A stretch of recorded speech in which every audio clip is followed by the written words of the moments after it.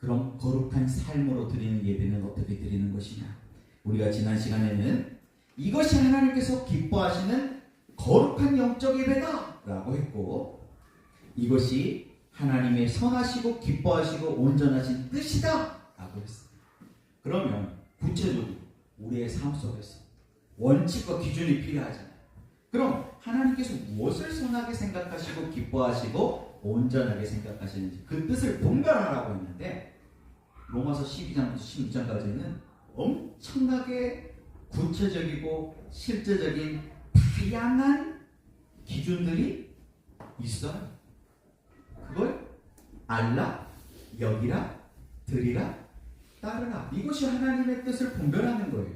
어려운 것이 아니에요. 꽁꽁 숨겨두지 않았어요. 이것을 뭔가 저 높은 산꼭대기, 뭔가 저 높은 하늘에 둬가지고 우리가 막 산 넘고 바다 건너 뭐 가가지고 저 하늘까지 올라가가지고 그것을 발견해야 되는 것이 아니에요.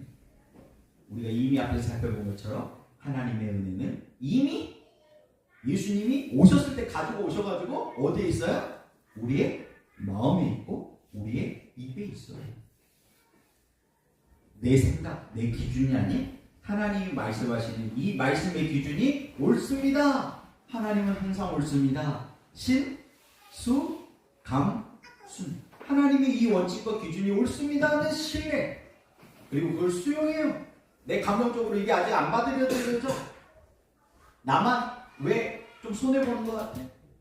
부부관계에서, 부모와 자녀 관계에서 못 참겠어 한 번, 두 번. 그래도 또 신뢰하고 수용하고 또 그것을 감사하고, 좋은 일만 생겼을 때 감사하는 것이 아니고 그리 아니하실지라도 그럼에도 불구하고 억지로라도 감사하고, 그리고 순종하려고 애를 쓰는 거죠. 실패할 수 있어요. 또 작심삼일로 끝날 수 있어. 그러나 작심삼일을 3일에 한 번씩 해버리면 되잖아요. 작심만일 될 때까지. 그 이야기예요. 그 이야기. 요걸 날마다 할 것이냐? 아니면은 그냥 1년에 한 번, 두 번, 뭔 사건 터질 때마다 할 것이냐? 그걸로 광야 40년이냐? 아니면 그걸 줄일 것이냐? 결정되는 거예요.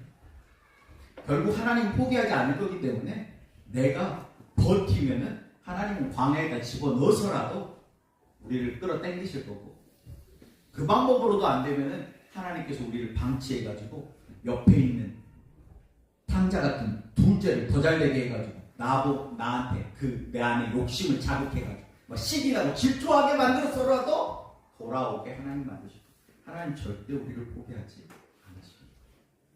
문제는 우리가 어떤 선택을 하느냐에 따라서 우리의 인생이 광야 같은 인생길이 될 것이냐, 아니면 가나안의 축복을 누리며 살면서 이 원칙과 기준을 배울 것이냐, 그 내가 정하는 겁니다. 자, 그럼 3절 말씀, 12장 3절 말씀 한 번 더 같이 읽어볼까요? 시작. 내게 주신 은혜로 말미암아 너희 각 사람에게 말하노니 마땅히 생각할 그 이상의 생각을 품지 말고 오직 하나님께서 각 사람에게 나누어 주신 믿음의 분량대로 지혜롭게 생각하라. 물론 이 말씀은 이제 교회를 세우라는 말씀의 기초 위에서 주신 말씀이긴 합니다. 자, 여기서 마땅히 생각할 그 이상을 품지 말라라고 말하는데, 마땅히 생각할 그 이상의 생각이라는 것이 어떤 생각일까요? 쉽게 얘기하면 교만한 생각을 품지 말라는 거죠. 선 넘지 말라. 교만이라고 하는 것은, 성경에서 말하는 교만이라고 하는 것은 하나님과 나 사이에, 여기는 하나님 영역, 여기는 내 영역이에요. 선이 있어요. 요 선을 넘는 것을 교만한 생각이라고 하는 거예요. 네. 선을 넘지 말라는 이야기죠. 근데 선을 넘지 말라고 할 때 이 이야기가 뭐냐? 교만한 생각은요, 어떨 때 생기냐면 비교할 때 생겨요. 비교. 하나님이 보시기에는요, 저와 여러분들이 다 하나님의 형상대로 창조된 하나님의 아들, 딸들이에요. 누가 더 높고 낮음이 없어요. 우리 소정기 집사님처럼 찬양의 은사, 달란트를 주셨다면 찬양으로 섬기면 되는 거죠. 또 오늘 우리 하나 집사님이 그냥 뭐 뒷짐을 이렇게 한 손 딱 지시면서 부대찌개 50분 끓여보시더라고요. 처음부터 그러진 않았지만 이제 그것이 아주 습관이 됐어요. 그렇게 요리로 섬기는 사람도 요리의 재능으로 또 섬기는 거예요. 또 우리 이지원 집사님 막 요런 이런 거 이런 또 꾸미는 달란트가 있는 사람은 꾸미는 달란트로 또 섬기는 거죠. 각자 주신 그 은사와 달란트들, 그게 하나님께서 주신 우리의 캐릭터, 성격이잖아요. 재능이에요. 그 재능으로 섬기면 되는 거예요. 이걸 막 서로 비교하고 크네 작네, 나는 이거 하는데 왜 너는 안 해? 그렇게 비교할 것이 없어요. 각자의 재능으로 섬기면 되는 거예요. 그런데 그렇게 비교할 때 우리 안에 뭐가 생기냐면 내가 너보다는 좀 나아 하는 우월감이 생겨요. 또 그러지 못했을 때는 또 그 비교시 속에서 막 자존감이 떨어져가지고 열등감에 빠집니다. 그런데 성경에서는요, 우월감뿐만 아니고 열등감도 다 교만한 생각. 성경에서도 그런 케이스들이 나오죠. 고라 자손들의 반역이에요. 니들만 제사장이냐? 우리도 제사장이야. 레위지파 가문의 가장 큰 아들 집안이었어요. 고라 자손. 그리고 얼마나 대단한 가문입니까? 가문으로 봤을 때. 그러니까 선을 넘었어요. 넘지 말아야 될 선. 하나님께서 정하신 원칙과 기준이 있거든요. 제사장은 여기까지, 레위지파는 여기까지. 레위지파는 제사장의 영역을 침범하지 말고, 제사장들은 레위지파의 영역 침범하지 마 하고 딱 선을 하나님이 정해주셨는데 선을 넘어버린 거예요. 그래서 어떻게 됐어요? 하나님께서 성경의 유일한 삼중심판이라는 걸 했어요. 세 가지의 방법으로 이 고라 자손의 씨를 말려요. 그런데 시편을 보면 기가 막혀요. 고라의 아들들의 노래가 있어요. 고라 자손 그때 다 죽여버렸잖아요. 그 가문 완전히 다 막 땅이 입을 벌려가지고 삼켜버리고 하늘에서 불이 떨어져가지고 살라버리고 하나님께서 완전히 철저하게 그 자손들을 죽이거든요. 그런데 고라 자손의 아들들이 여전히 살아남아가지고 다윗 시대에 찬송을 부르요. 다윗 왕국의 찬양팀이었어요. 어떻게 그런 일이 있을 수 있었던 거죠? 고라의 아들들이었지만 그 아버지의 그 범죄에 가담하지 않는 거예요. 그래서 살려준 거예요. 또 출애굽기에 미리암의 반역이 또 나오죠. 미리암이 누구예요? 모세의 누나예요. 누나. 근데 모세의 누나가 동생을 시기 질투해가지고 가족 간의 이 암투가 벌어진 거예요. 그래가지고 이 미리암이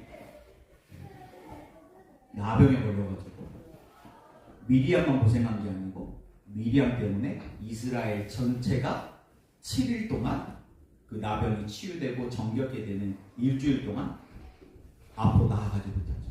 엄청난 피해를 보게 돼요. 교만한 생각을 품지만 이것은 개인의 문제이기도 하고 내가 이런 범죄를 통해 우리의 가정이 또 우리의 교회가 우리가 속해 있는 공동체가 함께 그 피해를 보기도 한다는 거예요. 쉽게 예를 들면 이런 거예요. 자녀 교육을 오히려 망치는 부모 습관 5가지. 우리 호프 이제 패밀리데이가 이제 이번 주에 있거든요. 이번 주에 이제 호프 패밀리데이 때 이제 김종훈 선교사님 부부 그리고 박정은 사모가 이제 가게 되는데 저는 이번에 다른 모임이 있어서 못 가게 될 것 같아요. 근데 이제 그 패밀리데이 준비하는 모임에서 그 학교 이제 교장 선생님이 이 이야기를 해주시더라고요. 그래서 이 이야기를 좀 소개해드리면 좋겠다 싶어가지고 제가 찾아가지고 가지고 왔어요. 자녀 교육을 망치는 부모 습관 5가지. 부모는 다 내가 너 사랑해서 그러는 거야. 다 너 잘 되려고 하는 거야. 라고 하는 것이지만 오히려 그것이 자녀의 교육을 망치는 나쁜 습관이 될 수 있다는 거예요. 첫 번째가 뭐예요? 무조건적인 잔소리. 그냥 부모는 다 너 잘 되라고 하는 거야. 내가 널 사랑해서 그러는 거지 하는 말이에요. 그런데 그게 자녀들에게는 무조건적인 잔소리로 들린다. 공부해라, 방 치워라, 휴대폰 대라. 왜요? 뚜껑이 열립니다. 우리가 쓰는 유행어예요? 우리 입에 착 달라붙어있는 유행어. 더 좋은 방법은 공부해라 하지 말고 공부할 수 있는 분위기를 만들어주는 거겠죠. 엄마 아빠가 책 읽고 있으면 되는 거예요. 엄마 아빠가 공부하는 모습을 보여주는 것이 훨씬 좋은 방법입니다. 맹모, 삼천, 지교라는 말도 있죠. 환경을 바꿔주는 거예요. 그렇게 할 수 있도록. 그게 성숙한 부모 같아요. 두 번째, 아이의 감정을 무시하는 그런 말투와 습관. 그게 뭐 힘든 일이라고 그래. 그 정도는 또 참고해야지. 엄마 아빠는 어렸을 때 니보다 더 했어. 뭐 이런 아이들 말이죠. 아주 호강에 초를 치네. 뭐 이런 말들 말이에요. 네가 나가서 돈 벌어봐라. 그렇게 공부하기 싫어 그러니까 난 돈 벌어! 막 이렇게 하는 말. 그런 아이의 감정을 무시하는. 그때 그냥 꼭 한번 안아주기만 해도 될 것. 힘들었구나. 이렇게 자꾸 하면 이제 아이들의 말이 줄어들기 시작하죠. 그리고 이제 사춘기가 오면은 엄마 아빠한테 말 안 해요. 누구랑 상담해요? 친구랑 상담해요. 근데 친구가 비행기 타면 같이 비행기 탈 수 있어요. 막 같이 집 나가. 인생이 꼬여. 그래서 아이가 마음을 열 수 있도록 아이의 감정을 읽어주는 것이 훨씬 더 좋은 방법이에요. 세 번째, 비교하는 말. 이것이 가장 아이들에게 상처를 주는 말이에요. 저와 여러분들도 누가 비교하면 기분 좋아요? 기분이 나쁘죠. 내가 싫으면 상대방도 싫은 법이죠. 비교하고. 오늘 말씀에도 비교하지 말라는 거잖아요. 비교를 통해서 교만이 나오는 거예요. 교만. 그러니까 엄마 아빠들이 왜 비교해요? 개구리 올챙이적 시절을 기억 못하기 때문이에요. 사실 우리 어렸을 때를 우리가 객관적으로 볼 수 있다면 자녀들에게 그 정도로 잔소리하고 비교할 수 없을걸요. 옆집 친구나 사촌이나 형제자매가 비교하는 순간 이거 끝나는 겁니다. 부부관계에서도 그렇잖아요. 비교하는 순간 안 살자는 거는 거잖아요. 전쟁을 선포하는 거예요. 멈춰야 되겠죠? 네 번째, 결과만 보는 대. 결과. 그래서 결과에 너무 집중하지 말고 과정도 우리가 지켜봐 줬으면 좋겠어요. 실패해도 괜찮아. 하나님이 결과로 우리를 판단하신다면 여기에 있을 수 있는 사람이 있어요? 없을 거예요. 근데 하나님은 실수해도 괜찮아. 실패해도 괜찮아. 왜? 그 실수와 실패의 과정을 통해서 배우는 것이 있으니까. 그래서 광야가 있는 거잖아요. 하나님께 시험을 딱 광야에서 시험 냈는데 통과 못해. 그럼 바로 지옥으로 떨어져 버려. 그러면 여기 앉아있을 사람이 없죠. 근데 하나님은 그런 광야 같은 인생, 사실 우리가 선택한 거잖아요. 하나님이 그렇게 우리를 고생시킨 게 아니고 우리가 그걸 선택한 거예요. 은혜와 생명이 다스리는 나라로 가야 되는데 그 길이 아닌 죄와 사망의 왕노릇하는 길을 우리가 선택한 거예요. 그러니까 하나님께서 계속 하다 안 되니까 그러면 네 마음대로 한번 해봐 하고 내버려 두시는 거예요. 그리고 그 인생 길로 이제 들어가가지고 가시밭 같은 그런 고난의 길로 들어가서 고생하다가 두 손 들고 또 나오는 거잖아요. 그런 광야 같은 인생길, 실패와 같은 그런 인생, 그 실수에서 넘어진 그 이야기를 통해 우리 배우잖아요. 그게 출애굽기의 광야 40년 이야기예요. 그리고 마지막 다섯 번째, 부모의 불안이 아이의 불안이 되는 유전과 같은 나쁜 습관입니다. 부모가 불안해. 뭔가 남들은 다 하는 것 같아. 특히 막 동창회 같은 거 갔다 오면 그런 모임을 안 가야 돼. 그런 거 가면은 우리 집에만 안 하는 것 같아. 남들은 다 시키는 것 같거든. 막 불안해. 부모의 불안이에요. 자녀는 아무렇지도 않아. 그 부모의 불안 때문에 애를 잡는 거예요. 이제.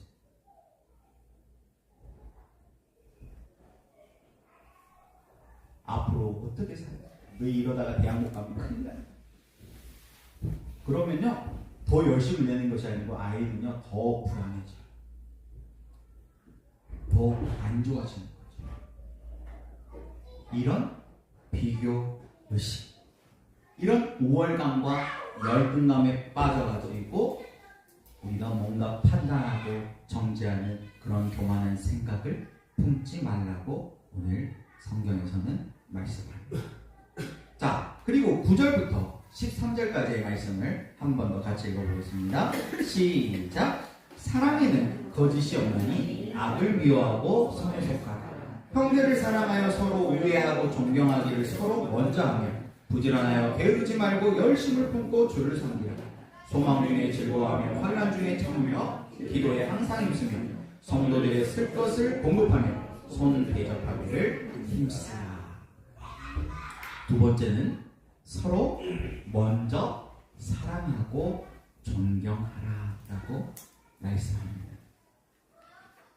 부부간에도 서로 사랑하고 존경할 때 행복하잖아요.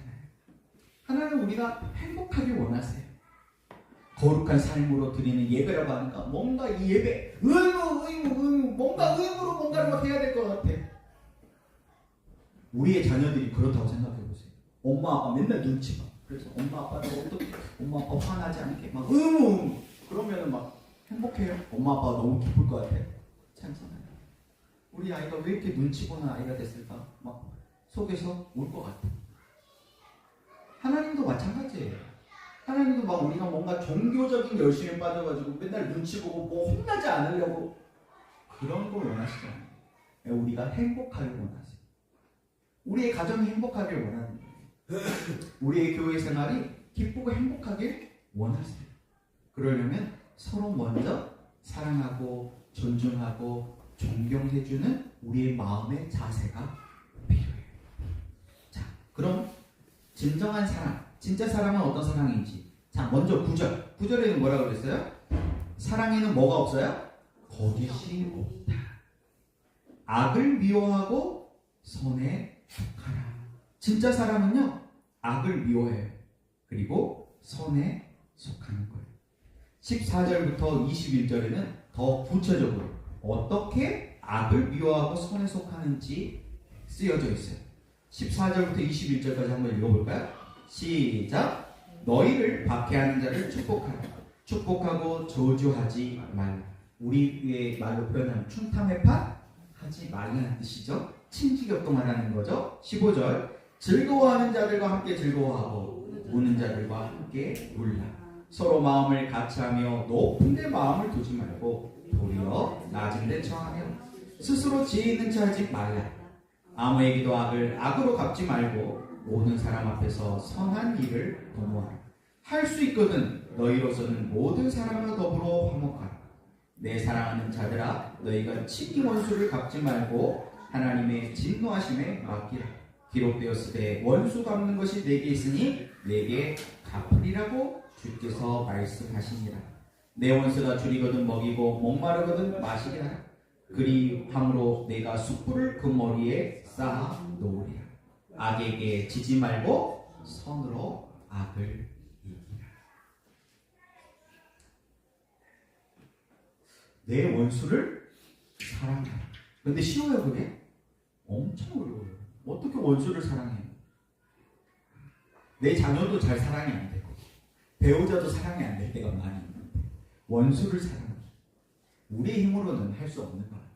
마음의 변화가 되지 않는 한, 하나님께서 우리에게 그 원수를 사랑할 마음을 주시지 않는 한 불가능한 일이에요. 그럴 때 우리는 어떻게 해야 될까요? 그 원수를 향한 우리의 보복심, 복수심이라는 게 있잖아요.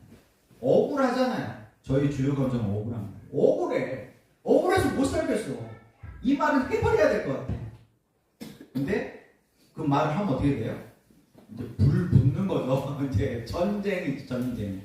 그 꾹 참고 있으면 또 억울해. 못 살겠는 거예요. 막 기도도 안 돼. 하나님 왜 나한테만 이러는 거예요? 내가 뭘 잘못한 거예요? 그렇게 되잖아요. 우리 다니엘 기도에 나왔던 사랑의 아빠처럼. 뭘 잘못하고 잘못한 게 없는 거. 그럴 때 어떻게 하래요? 원수 갚는 것은 누구에게 있어요? 하나님께 맡겨요.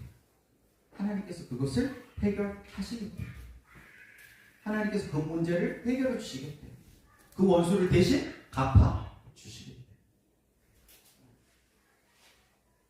악에게 지지 말고 선으로 악을 이기라. 악을 악으로 갚아버리면요, 나도 똑같은 사람이 된다는 뜻입니다. 그 악을 악으로 갚지 말고 선으로 이기라는 거예요. 선으로. 그 원수를 사랑할 수 있으면 그게 가장 좋은 방법이지만 그럴 수 없다면 저는 이 원칙을 그렇게 배웠어요. 예전에 처할머니를 모실 때 이 참 어렵더라고요. 그럼 제 마음에 막 또 억울함이 올라와요. 그럴 때 저를 가만히 이제 세교를 읽으면서 살펴보니까 내가 뭔가 하나님 앞에 은혜 받았어. 그러면 제가 그런 결단을 하더라고요. 제가 더 잘하겠습니다. 제가 이렇게 하겠습니다. 내게 버거운 기준으로 할머니의 날마다 할머니의 다리를 주물러드리고 우리 안승현 집사님만 오시면 우리 예전에 차이는 거 엄청 좋아하셨어요. 왜냐면 우리 안승현 집사님 오셔가지고 살갑게 옆에 앉아가지고 이야기를 다 들어드리고 막 다리를 막 주물러드리고 와 친손주도 못 하겠어 그렇게. 그러니까 와 안승현 집사님 오시면 너무 좋아했거든요. 그래서 이제 그 모습을 보면서 빼게도 되고 또 하나님께서 은혜를 주시고 또 그 부분 찔리게 하시고 그럼 저도 그렇게 하겠습니다. 근데 그게 안 돼. 왜? 평소에 맞은 잽이 너무 많아. 그래가지고 그렇게 마음을 딱 먹었는데 딱 얼굴을 본 순간 안 돼 그게. 그러면서 그런 시행착오를 거치면서 나중에 알게 됐어요. 내 마음, 그러니까 내가 이 정도밖에 안 되는구나. 그걸 인정하고 그걸 그대로 수용하게 되니까 이제 어떤 원칙을 세우게 되냐면 잘하려고 하지 말고 내가 지금 내 수준에서 할 수 있는 자녀된 도리만 하자. 그러니까 내가 할 수 있는 만큼 내가 받은 은혜에 감사한 만큼만 하니까 상대방이 나에게 어떤 보상을 해줘야 되는데 그럼 보상 심리가 없더라고요. 내가 이렇게 하면 처할머니 나한테 이렇게 해줘야 돼. 가 없어. 그러니까 싸움이 안 나는 거예요. 근데 할 도리만 하니까 내가 할 수 있는 만큼만 하니까 저는 이 말씀이 그렇게 이해가 됐어요. 내 할 도리만 하자. 내가 맡은 역할만 하자. 그리고 나머지는 하나님께 맡기자. 그러니까 하나님께서 다 해결을 해주시더라고요. 그렇게 버텨왔더니 그렇게 할머니하고 살았더니 할머니가 집도 물려주시고 말이에요. 평생 목회자 사례비로 어떻게 집 사겠어요? 근데 집도 주시고 하나님께서 다 해결해 주시더라고요. 여러분들도 악을 악으로 갚지 말고 악을 선으로 이기실 수 있기를 축복합니다. 네. 그리고 서로 형제를 사랑하여 서로 우애하고 존경하기를 서로 뭐예요? 먼저 하며 10절에 형제를 사랑하여 서로 우애하고 존경하기를 서로 뭐 하라고요? 먼저 하라고. 근데 저도 처음에 막 내적 치유, 공소대, 인지치유 처음 공부했을 때는 제 마음의 문제가 해결이 안 됐잖아요. 그러니까 이제 배워왔어요. 이거는 실천을 해야 돼. 근데 이제 집에 와가지고 하면 저는 뭔가 마음으로 믿고 입으로 시인하고 있지만 저희 집은 하나도 안 변해 있어. 똑같아. 그러니까 나만 하는 것 같아. 억울해, 또 억울해. 또 억울함이 또 올라와. 그래가지고 한 번, 두 번 하다가 에이 하지 말자. 그리고 나중에는 어떻게 되냐면 네가 먼저 이렇게 하면 나도 할게. 이게 돼. 제 마음속에서. 근데 하나님은 그걸 바라지 않으시죠. 먼저 하기를 원하시죠. 누군가는 먼저 그 악순환의 고리를 끊어야 되잖아요. 누가 먼저 끊어야 돼요? 먼저 은혜 받은 사람. 성별에 상관없이 하나님께서 우리의 가정이라면 가정의 왕같은 제사장으로 먼저 세운, 먼저 믿음의 선물을 주신 그 사람. 그 사람이 먼저 그걸 끊어야 돼요. 더 많이 은혜 받은 사람이 먼저 이걸 시작해야 돼요. 안 그러면 계속 악순환의 고리로 흘러가는 거예요. 가는 말이 고와야 오는 말이 곱다는 말이죠. 그럼 누군가는 먼저 가는 말을 곱게 해야 돼. 찢어진 눈이 아니라 눈을 이렇게 예쁘게 눈꼬리를 올리지 말고 눈꼬리를 내리는 사람이 먼저 있어야 돼요. 그래야지 상대방도 부드럽게 다가오겠죠. 그게 한 번에는 안 될 거예요. 내가 뭔가 말을 예쁘게 해도 상대방은 그 나쁜 습관, 못된 습관이 있으니까 또 나를 받아칠 거야. 금쪽이라고 하는 금쪽이 상담소 그 이야기 보면은 그런 이야기들이 많이 나오잖아요.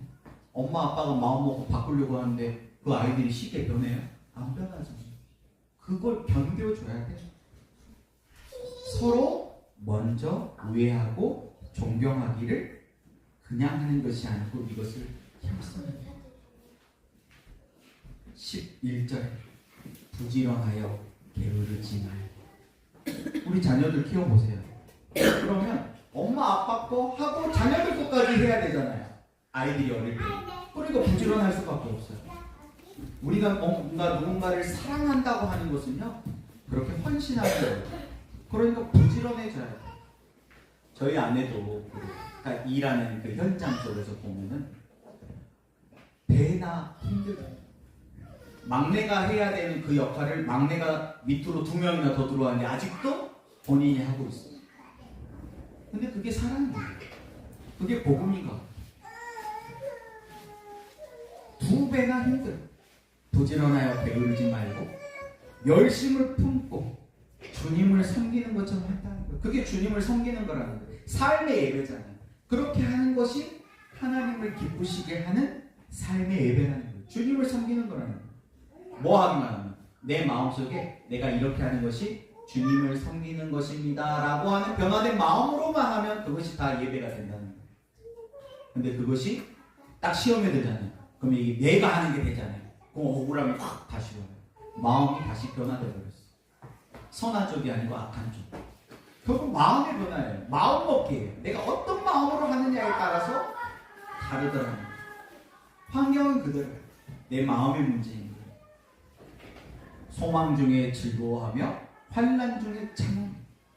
기도에 항상 힘쓰. 내 힘으로 안 되기 때문에 기도 없이는 안 돼요.